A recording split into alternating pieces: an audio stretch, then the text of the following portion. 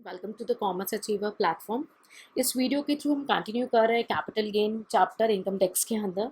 हमने ऑलरेडी काफ़ी पॉइंट्स को अंडरस्टैंड कर लिया है। इस वीडियो के थ्रू हम कवर करेंगे ट्रांजैक्शंस जिनको ट्रांसफ़र नहीं माना जाता है। सो बोलेंगे transactions not regarded as transfer, जिन्हें ट्रांसफ़र नहीं माना जाएगा चाहे वो ट्रांजैक्शन हो। ये कवर होता है आपका सेक्शन 47 के अंदर।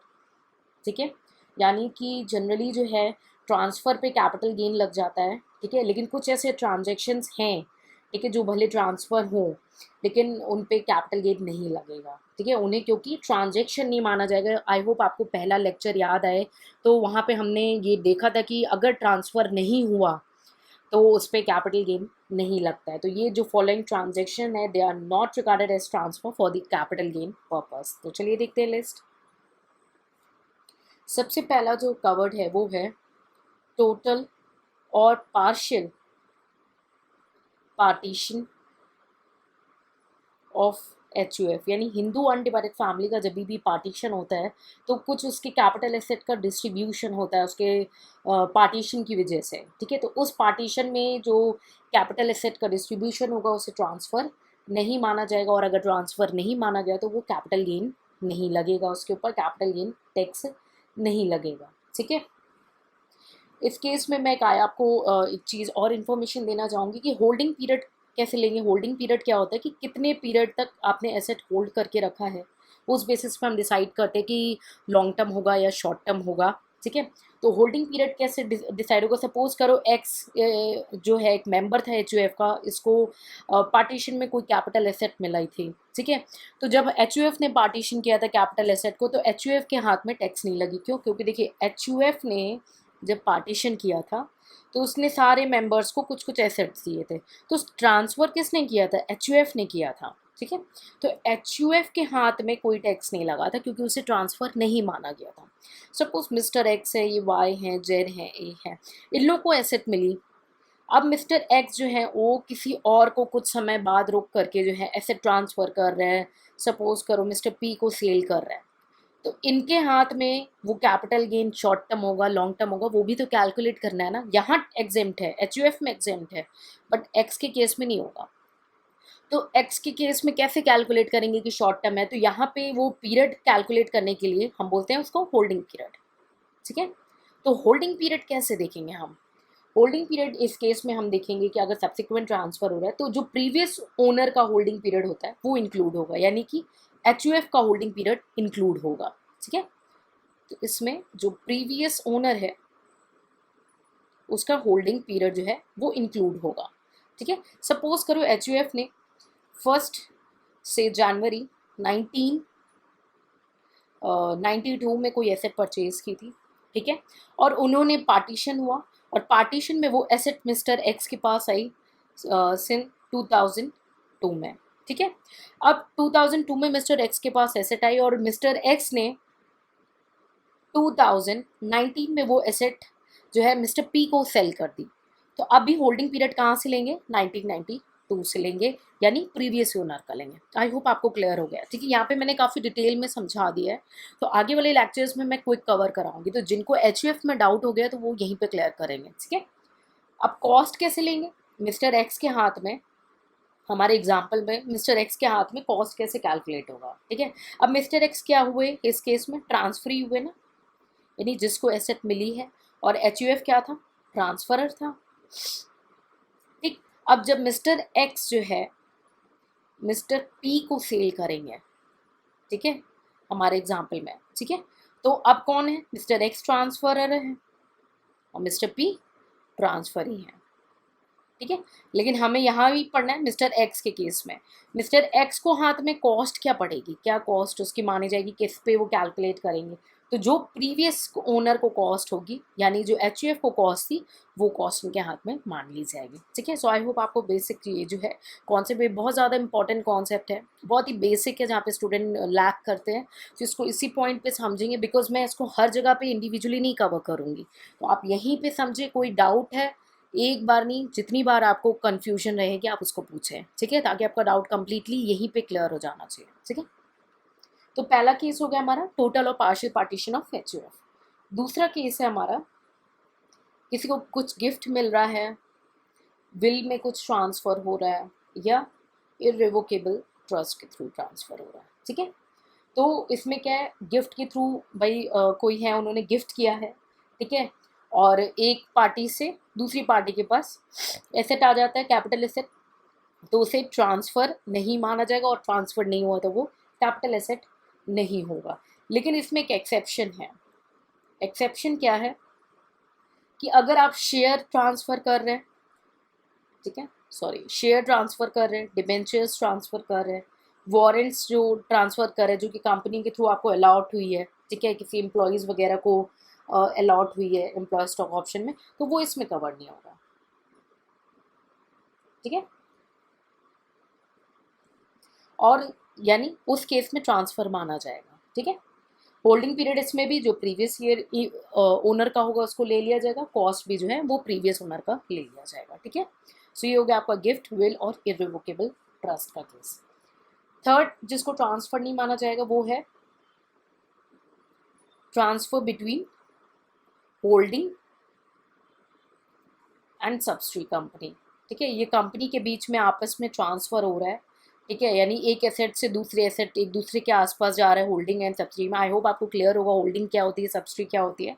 ठीक है, तो आपस में एसेट इधर उधर जा रहे हैं, तो उस केस में भी उसे ट्रांसफ़र नहीं मानेंगे और उस पर कैपिटल गेन टैक्स नहीं लगेगा। ठीक है, इसके कुछ क्राइटेरियाज हैं, प्रिंसिपल कंडीशंस हैं, तो ये उन केस में एप्लीकेबल होगा जो कंपनीज का चैप्टर कवर करेंगे, वहाँ पे डिटेल में इसको डिस्कस करेंगे। ठीक है, फोर्थ केस जिसमें ट्रांसफ़र नहीं माना जाता है वो है एमलगमेशन ऑफ द कंपनी।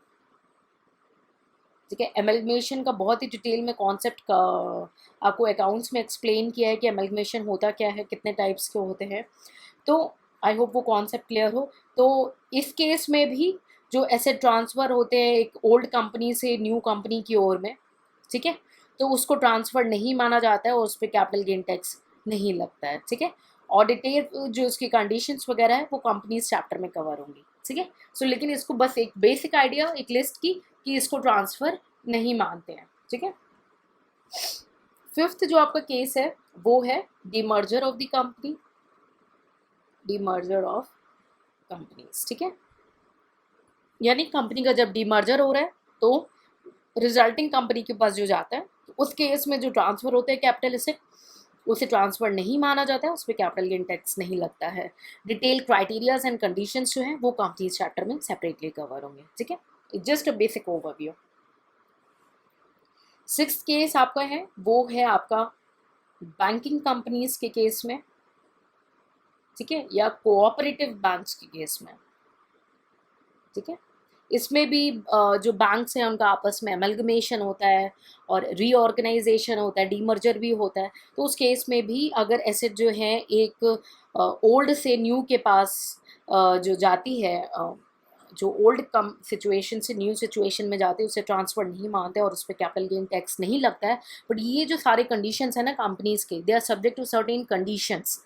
ठीक है, तो वो हम कंपनीज़ के चैप्टर में ही डिटेल में उसको कवर करेंगे। ठीक है, सो आई होप आपको ये क्लियर हो गया हो। ठीक है, और सेवेंथ जो हमारा केस है वो है आपका बिजनेस रीऑर्गेनाइजेशन, यानी कन्वर्जन हो रहा है कंपनी इनटू कंपनी या एलएलपी में। ठीक है, इसमें क्या है कि कंपनी या एलएलपी में कन्वर्जन हो रहा है बिजनेस का। ठीक है, तो उस केस में भी उसे जो है कोई भी प्रोप्राइटरी कंसर्न है, कोई पार्टनरशिप फर्म है, ठीक है, प्रोप्राइटरी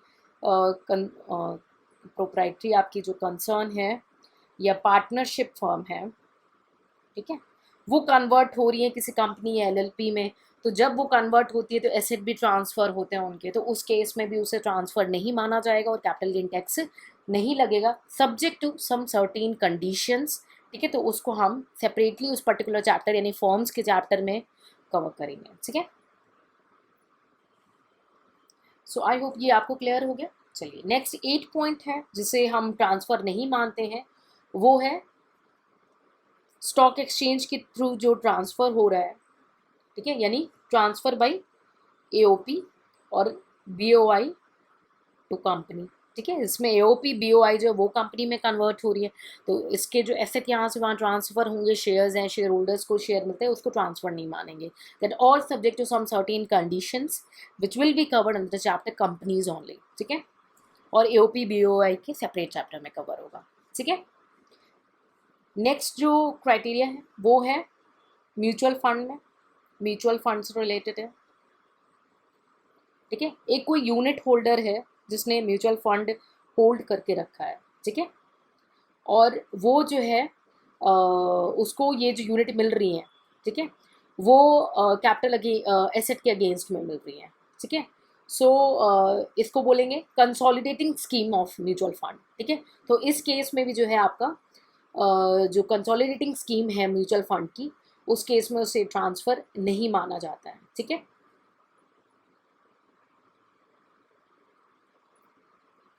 आई होप आपको ये क्लियर हो गया हो। ठीक है, म्यूचुअल फंड का केस। 10th जो केस है वो है again consolidating unit in consolidating plan of mutual fund. इस केस में भी इसको ट्रांसफ़र नहीं मानेंगे। ठीक है, यूनिट होल्डर जो है वो ट्रांसफ़र कर रहा है किसी भी कैपिटल एसेट यानी यूनिट्स वगैरह को जो कि उसके पास स्कीम के अंदर उसको मिली थी। ठीक है, और वो किसी और को ट्रांसफ़र कर रहा है इस केस में। ठीक है, तो उस केस में भी उसे ट्रांसफ़र नहीं माना जाएगा, यानी म्यूचुअल फंड ऑप्ट करने से बेनिफिट है। ठीक है, ये मैं बस आपको एक लिस्ट इलेबरेट करी क्योंकि कई बार एग्जाम में ये बोलते हैं कि all the transfers under the capital gain are taxable. तो आपको ये पॉइंट्स पता होने चाहिए कि कुछ ऐसे पॉइंट्स हैं जिसमें सारे ट्रांसफर केस जो हैं वो टैक्सेबल नहीं है।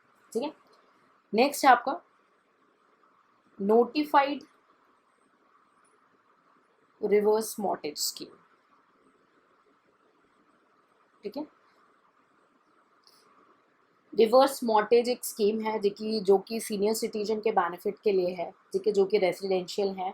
ठीक है, उनके बेनिफिट के लिए है रिवर्स मॉर्टेज स्कीम, ताकि वो उनकी लाइफ सिक्योर्ड फॉर्म में हो सके। ठीक है, तो इस स्कीम के थ्रू भी जो ट्रांसफ़र होता है उसे भी ट्रांसफ़र नहीं मानते और उससे कैपिटल गेन नहीं होता है। ठीक है, ठीक है, 12th पॉइंट। उसके बाद डिस्ट्रीब्यूशन, काफ़ी छोटे छोटे पॉइंट हैं, आपको सारे मेमोराइज करने पड़ेंगे। There is a no other option. Distribution of assets to share holder. ठीक है, किसी शेयर होल्डर यानी को एसेट्स मिल रहा है डिस्ट्रीब्यूशन में। ठीक है, अगर कंपनी बंद हो रही है, कंपनी लिक्विडेट हो रही है, ठीक है, और शेयर होल्डर के हाथ में कुछ आ रहा है, ठीक है, तो उसको भी ट्रांसफ़र नहीं मानेंगे। ठीक है, और इसके बाद ट्रांसफ़र हो रहा है किसी बॉन्ड का, ट्रांसफ़र ऑफ स्पेसिफाइड बॉन्ड। ठीक है, किसी बॉन्ड का ट्रांसफ़र हो रहा है या जीडीआर ग्लोबल डिपॉजिटरी रिसिप्ट्स का ट्रांसफ़र हो रहा है। ठीक है, जो कि सेक्शन 115 AC 1 के केस में नॉन रेसिडेंट का केस है।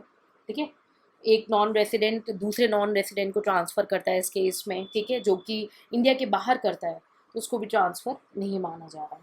ठीक है, नेक्स्ट जो है आपका रुपी डिनोमिनेटेड बॉन्ड है। रुपी डिनोमिनेटेड बॉन्ड, रुपी डिनोमिनेटेड जो बॉन्ड्स हैं, ठीक है, उनको ट्रांसफ़र नहीं माना जा रहा है। ठीक है, ये आपका एप्लीकेबल हुआ है 1 अप्रैल 2018 से। लेटेस्ट अमेंडमेंट है तो एग्ज़ाम में आने के काफ़ी चांसेस हो सकते हैं इसके। ठीक है, नेक्स्ट पॉइंट है आपका कैपिटल एसेट का आपका ट्रांसफ़र है किसी नॉन रेसिडेंट के द्वारा on a recognised stock exchange. ठीक है, जो कि located in any international financial service centre.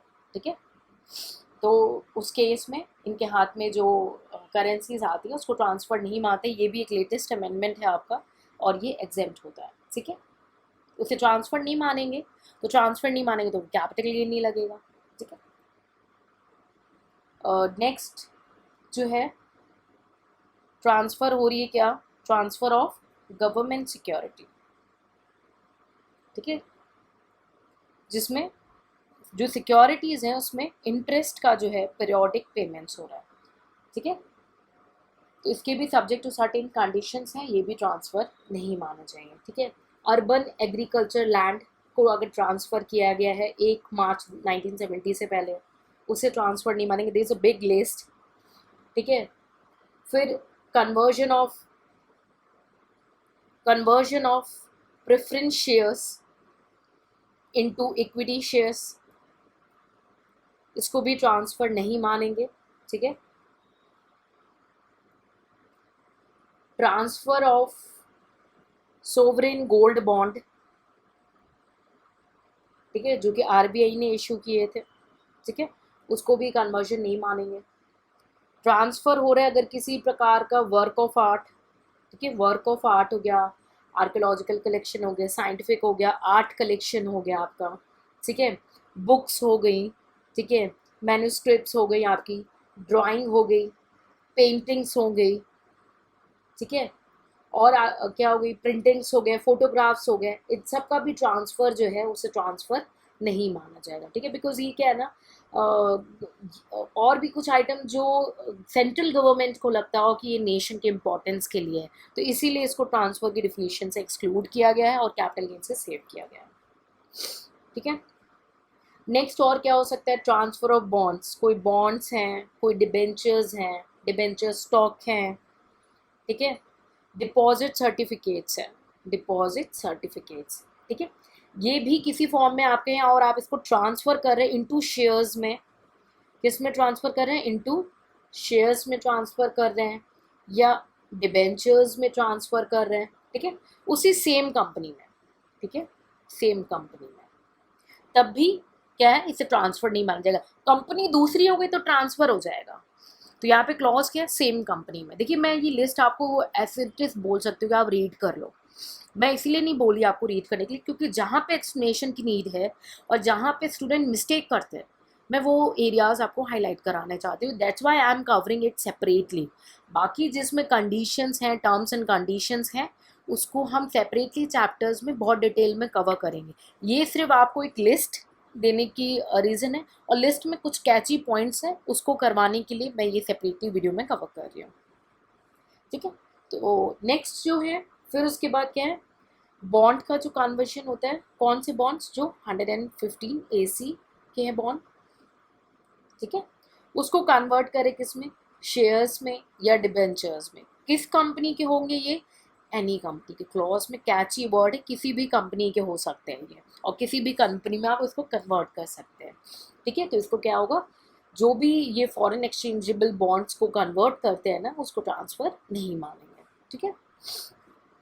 Next और क्या है, लैंड जो है आपकी किस स्कीम के अंदर, जो कि सिक इंडस्ट्रियल कंपनीज की है, उसको ट्रांसफ़र नहीं मानेंगे, ठीक है। ये लैंड जो है सिक इंडस्ट्रियल वाला क्लॉज, इसमें भी ट्रांसफ़र नहीं मानेंगे, ठीक है।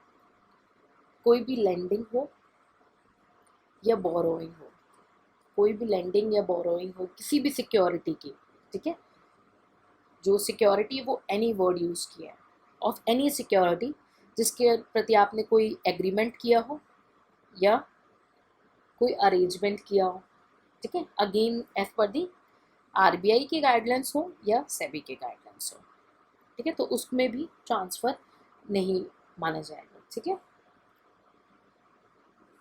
और उसके बाद लास्ट जो आपका केसेस है वो है transfer of shares of a special purpose vehicle to business trust, business trust. This is the complete list मैंने आपको प्रोवाइड कर दी, जिस केस में जो है हमारे, मैंने आपको 11 आइटम सेपरेटली एक्सप्लेन किए, प्लस यहाँ पे शॉर्ट हेड्स में 14, दैट इज़ 25 ट्रांजैक्शन एक्सप्लेन कर दिया, ठीक है। जिसमें जिनके एग्ज़ाम में डिटेल क्वेश्चंस आते तो आप कुछ पॉइंट्स करेंगे, इंडिविजुअल वाले इंडिविजुअल को देखेंगे, कंपनीज़ का क्वेश्चन है तो उसमें कंपनीज़ का डालेंगे, ठीक है, और पार्टनरशिप फॉर्म का है तो उस हिसाब से इस क्वेश्चन को यूज़ करेंगे, ठीक है। और कैपिटल गेन पे आता है तो ऑब्वियसली आप सारे पॉइंट्स का यूज़ कर सकते हैं, ठीक है। और हर एक पॉइंट को जहाँ पे जिनकी डिटेल की ज़रूरत है उनको सेपरेटली उस पर्टिकुलर हेड में, लाइक कंपनीज का कंपनीज में, पार्टनरशिप फॉर्म का पार्टनरशिप फॉर्म में, एओपी का एओपी में, उसको डिटेल में वहाँ पे डिस्कस करेंगे, ठीक है। इसीलिए यहाँ पे हमने एक ब्रीफ लिस्ट दे दी है और एक ब्रीफ जहाँ पे पॉइंट हाईलाइट्स करने की ज़रूरत थी उसको भी हाईलाइट कर दिया है, ठीक है। रेस्ट आप बुक्स रीड कर लेंगे और इसमें कोई डाउट होता है तो you are most welcome to ask your queries, ठीक है। So I hope it's all clear with this, क्योंकि जितना एक्सप्लेन किया उतना क्लियर होना चाहिए, बिकॉज टर्म्स एंड कंडीशन अभी एक्सप्लेन नहीं किया है, उनको जब सेपरेटली कवर करेंगे वहाँ पे क्वेरी आती है तो देखेंगे। अभी एक्सप्लेन नहीं किया तो यहाँ पे क्वेरी टर्म्स एंड कंडीशंस की नहीं लेकर आएंगे। जितना पोर्शन एक्सप्लेन किया है उतना क्लियर है, so it's okay, if not clear you can ask, ठीक है। So I hope it's all clear with this, the list, the complete list of transactions which are not regarded as transfer as per section 47. I hope it's all done. Take care. See you in the next lecture.